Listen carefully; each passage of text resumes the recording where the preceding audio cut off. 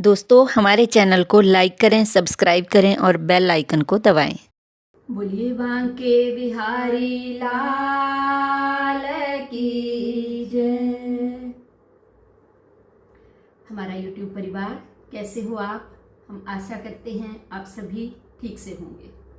सभी को, मेरे सभी भाई बहनों को जय श्री राधे। जो भी मेरे भाई बहन हमारे से जुड़े हैं, हमारे चैनल से, जो हमारे सब्सक्राइबर हैं, उन सभी का बहुत बहुत धन्यवाद हमें सपोर्ट करने के लिए और हमारा सहयोग करने के लिए। बहुत प्यारे प्यारे सुंदर सुंदर छोटे छोटे जो आप कमेंट करते हो, हमारा बहुत बहुत मन करता है, सच में बहुत अच्छा लगता है कि और कुछ चैनल के लिए किया जाए और बहुत सारी बातें, कुछ पारिवारिक, कुछ कथाओं के जरिए आपसे साझी की जाए।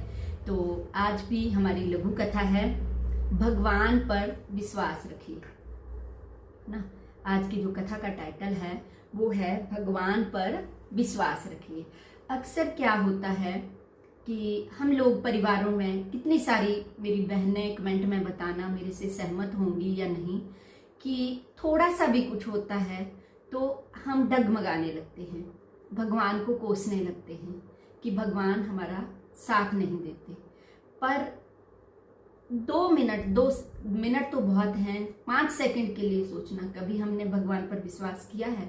सिर्फ माथा टेक के भगवान ये हो जाए वो हो जाए, पूजा के पास भी वैसे भी, और हम फ्री हो जाते हैं, सौंप दी भगवान को, बात बोल दी, अब वो अपने आप। कभी हमने विश्वास किया है भगवान पर? अरे हम उन्हें मौका ही नहीं देते। तो ऐसे ही बहुत सुंदर कथा होने वाली है, छोटी सी, कि भगवान पर विश्वास रखिए। जिस मालिक ने हमें इस धरा पे भेजा है, हमारा भाग्य सौभाग्य सब कुछ देकर भेजा है, बस बात है तो विश्वास की।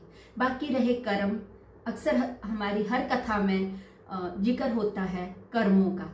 जो कर्मों के फल हैं वो तो भोगने ही पड़ेंगे, पर मालिक पर विश्वास रखिए। अगर आप भगवान से जुड़े हो तो आपका कोई बाल भी बांका नहीं कर सकता। बाकी कर्मों का भोग तो भोगना ही पड़ेगा। तो ऐसे ही ये छोटी सी कथा है।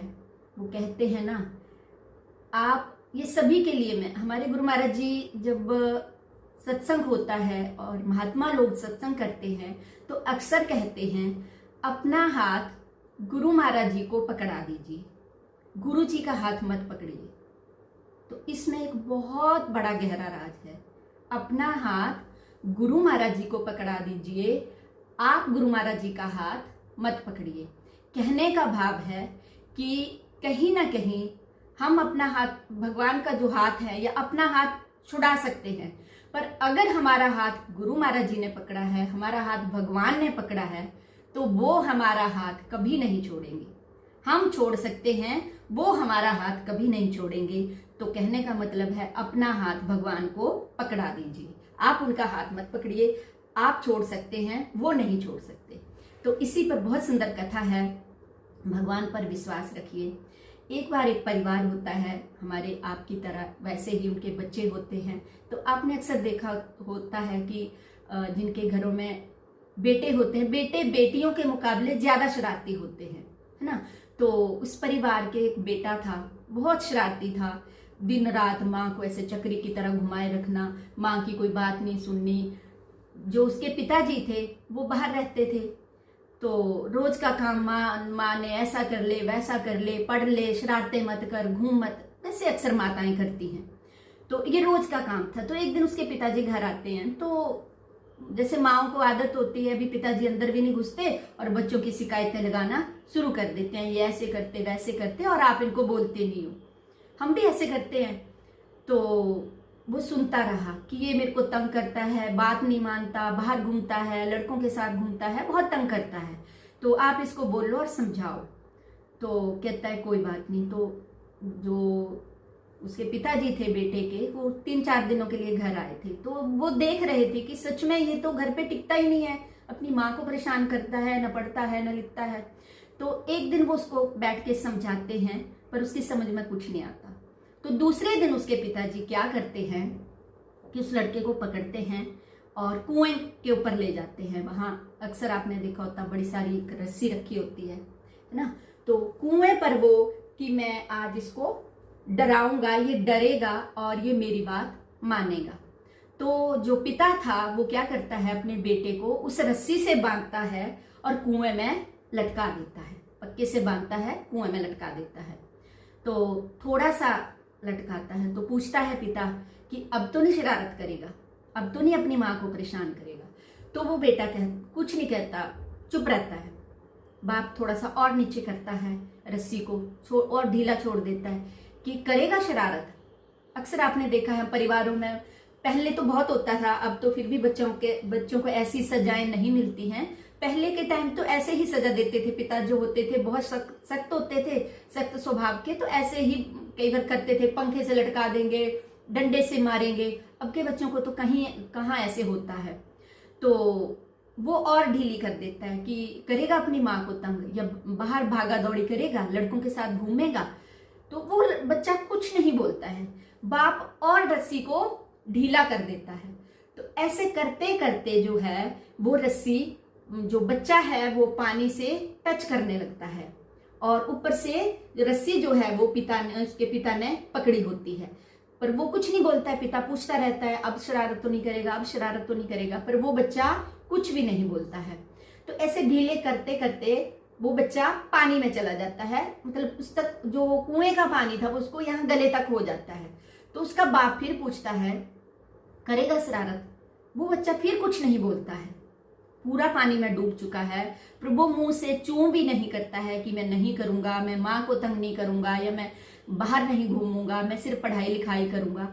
वो बोलता ही नहीं है। इतने में जो अक्सर देखने में माएँ, जो माता होती हैं, बच्चों की माएँ होती हैं, वो पहले शिकायत तो कर देंगी, पर जब पिता उसको समझाने लगता है या पिता का समझाने का अपना तरीका होता है तो फिर माएँ ही आके चिल्लाने लगती हैं क्या बच्चे को मार दोगे। अक्सर आपने देखा होगा, हम भी ऐसे करते हैं, अब बोल दिया ना, समझा दिया आपने, वो मान जाएगा, अब इसकी जान ले लोगे, आपने इसको कुएं में लटका दिया, बच्चा मर जाएगा।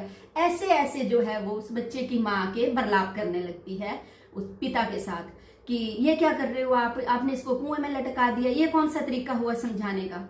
तो वो जो पिता था बच्चे का, वो कहता है तू शांत रह, ये बोलेगा भी और ये मानेगा भी। तो वो बच्चा नहीं मानता है, माँ रोने लग जाती है कि है वो उसके गले तक पानी आ गया, आप उसको बाहर निकाल लो। तो जब माँ बहुत बर्लाप करती है, रोने लगती है, तो पिता उसको उस रस्सी को धीरे धीरे धीरे ऊपर खींच लेता है और वो बच्चा भी ऊपर आ जाता है और वो कुएं से बाहर खड़ा हो जाता है। तो उसका पिता बोलता है करेगा आज के बाद शरारतें, वो बच्चा फिर भी नहीं बोलता। तो उसकी माँ कहती है कि बेटा तू किस मिट्टी का बना है, चाहे तेरे प्राण चले जाते, तेरे पिताजी ने तेरे को कुएं में डाल दिया तो फिर भी नहीं बोल रहा था। तू बोल नहीं सकता है कि मैं नहीं करूंगा शरारत, मैं माँ को तंग नहीं करूंगा, ऐसे तो तू मर सकता था। तो वो बच्चे को जफ्फी डाल लेती है कि तू हाँ क्यों नहीं कर रहा था। बच्चा शरारती था, बहुत शरारती था, जिद्दी था। तो वो कहता है माँ तू बहुत भोली है, मैं नहीं मर सकता था। वो कहती क्यों नहीं मर सकता था, तू कुएं में था, पानी तेरे गले तक आ गया था और तू कह रहा मैं नहीं मर सकता। कि नहीं माँ मैं नहीं मर सकता था, तू बहुत भोली है रे माँ। तो वो कहती मेरी समझ में कुछ नहीं आ रहा, तू बस अपने पिताजी को बोल दे कि मैं आज के बाद शरारतें नहीं करूँगा। तो वो फिर वही बात कहता है माँ पिताजी मुझे कुछ नहीं करेंगे और मुझे कुछ नहीं होगा, मैं नहीं मर सकता। तो वो कहती है कि मेरी जो तेरी बातें हैं वो मेरे सर से ऊपर जा रही हैं। तो वो कहता है माँ तू नहीं जानती, तू बहुत भोली है। एक पिता कभी भी अपने बच्चे को नहीं मार सकता। माँ जैसे जैसे पिताजी रस्सी नीचे कर रहे थे मुझे हंसी आ रही थी, पर मैं कुछ भी बोल नहीं रहा था। मुझे विश्वास था कि जो रस्सी है वो एक बाप के हाथ में है जो कभी भी मुझे नुकसान नहीं पहुंचाएगा।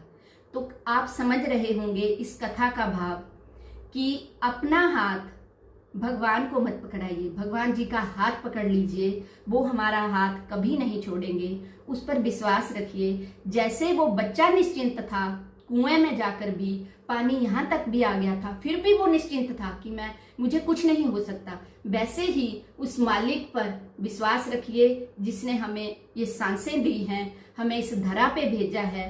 हमें जब तक हमारी सांसें हैं कोई भी हमारा बाल बांका नहीं कर सकता, हमें कोई नुकसान नहीं पहुंचा सकता। जो आपके भाग्य में है वो जरूर मिलेगा। तो कहने का बार बार यही भाव है कि एक बाप बच्चों को कभी नुकसान नहीं पहुंचा सकता। जो मालिक पर विश्वास रखिए, वो हर वक्त हमारे साथ हैं। तो ये छोटी सी कथा थी कि भगवान पर विश्वास रखिए। ये कथा आपको कैसी लगी प्लीज़ कमेंट के छोटे छोटे कमेंट करके ज़रूर बताएं।